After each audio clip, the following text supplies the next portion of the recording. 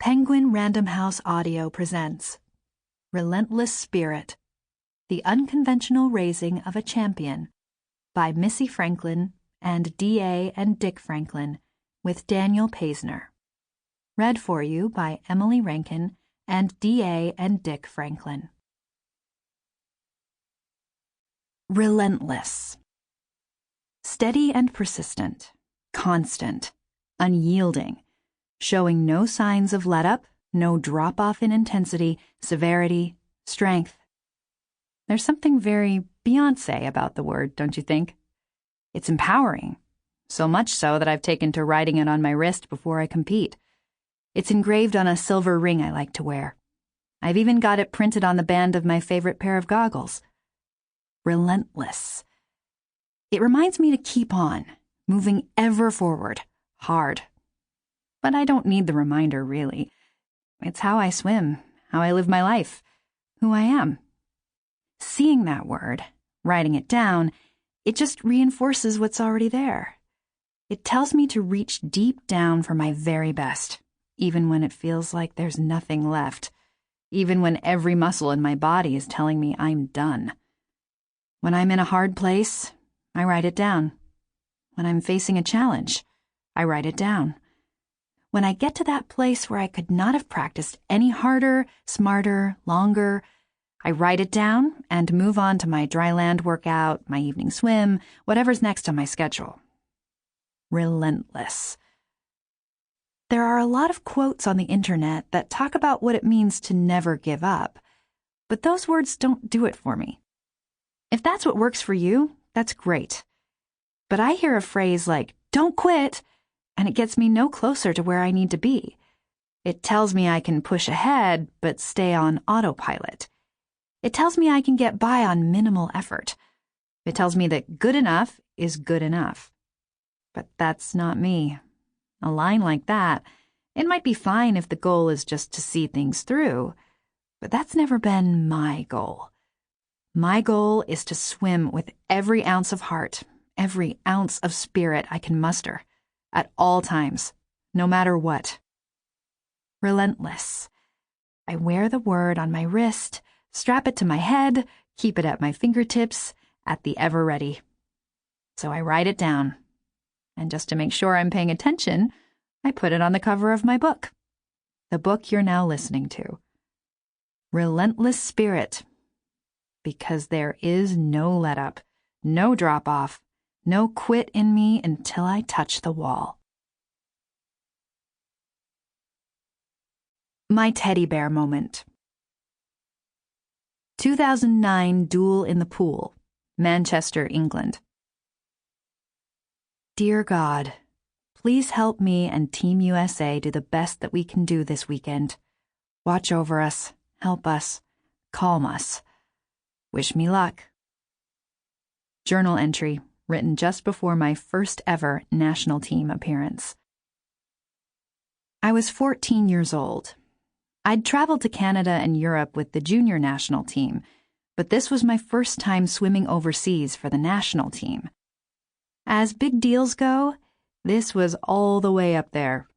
I was incredibly excited, but also nervous.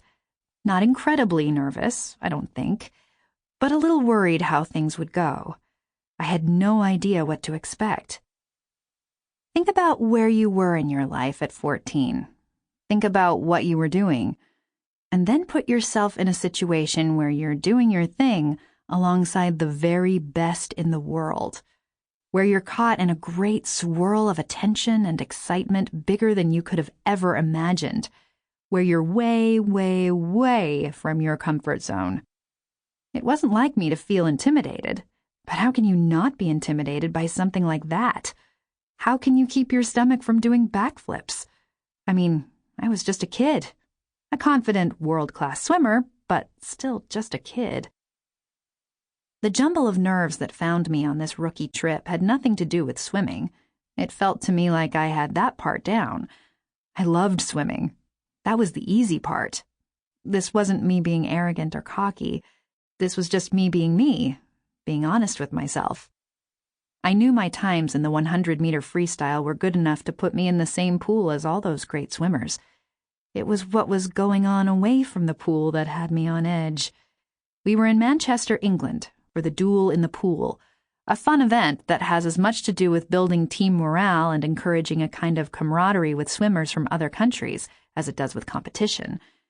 It's set up like the high school duel meets I loved to swim back home, but with an international us versus them twist to the competition, the us being the United States team and the them being a combined group from the British, German, and Italian national teams.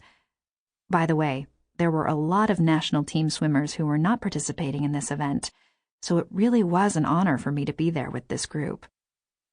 We'd never lost one of these meets, I learned once I got over to England, but it's not like it was a crazy intense event.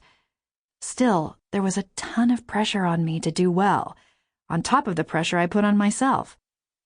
Mostly, it was a team-building, team-bonding event, and a chance for us to see where we stood on the world stage without a whole lot on the line, a chance for me to see where I stood, and an incredible opportunity to race alongside swimmers I'd been admiring since I was a little girl. You have to realize, until I started swimming for the national team, I didn't pay a whole lot of attention to what the rest of the world was doing. USA swimming was the bee's knees, as far as I was concerned. So my focus was on the swimmers who would now be my teammates. Dana Vollmer, Natalie Coughlin, Rebecca Soni. These women were like rock stars to me. The pool was short course, meters. Over the years, I've come to love the long course events, which really play to my strengths as a swimmer, but I was still getting used to these international distances. When I look back, I can see that this short course event was the perfect way for me to get my feet wet with the national team members. But when I was in the middle of it, I couldn't help but feel like I was in over my head. Like it was all a little too much, a little too soon. I was ready, but I wasn't quite there yet, if that makes any sense. Again, it wasn't the swimming part that had me worried. It was the everything else part. It was not knowing if or how I'd fit in. It was moving about with all these giants of the sport, trying to convince myself that I belonged with this group. This last piece had me worried most of all. I'd met Michael Phelps the year before, and I also knew Dagny Knutson, who'd been an amazing high school swimmer, mostly freestyle. But other than that, I didn't know anybody on the team. By reputation? Yeah, I knew them all. But to say hello? No way. Remember, these were the athletes I'd been watching race on television since I was 5 years old.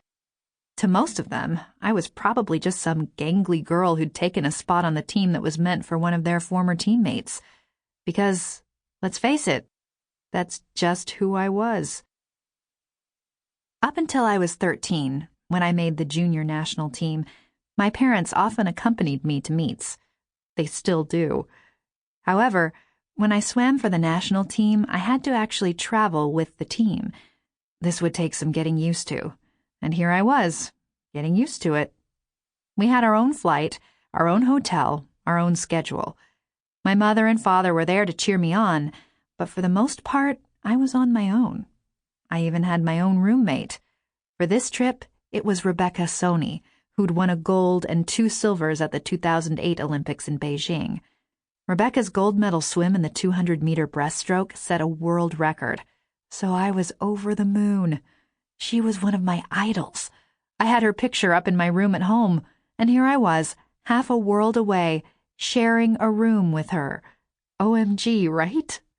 It would be a cliché to say it was surreal, but I can't think of a better way to describe it, so let's just go with surreal. At times it felt like I could separate myself from the scene and watch it unfold in a slow-motion way, almost like it was happening to someone else. Other times I wanted to get on the phone with one of my girlfriends back home and say, "You'll never believe who I'm rooming with on this trip." But there's no way I could have made the phone call. I had to play it cool here, folks. So there I was, smooshed into what had to be the smallest hotel room in all of England, not much bigger than a broom closet, with Rebecca Soni, who couldn't have been sweeter or more welcoming. Really, she was incredible. It was such a great kindness, the way she took me. Sample complete. Ready to continue?